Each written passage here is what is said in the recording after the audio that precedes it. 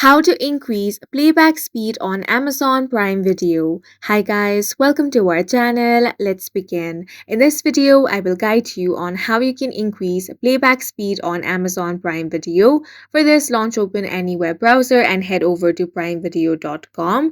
Make sure to sign into your account. For this, enter either your email or mobile number, then click on continue. Now you want to enter your password over here and then click on the sign in option. Now, whenever you click on any video and play it, you will find no option to increase the playback speed on the Amazon Prime Video platform. That is because this option is not available. So instead, you want to open up a new tab and head over to Chrome Web Store. Here, click on the search bar and search for Speed It Up. Now click on this. Now this is the extension that you want to download. Click on Add to Chrome, then click on Add Extension over here. Now it will take some time for this extension to be downloaded. Once it has been downloaded, it will be added to Chrome. Now you want to simply click on this extension icon and then pin Speed It Up extension.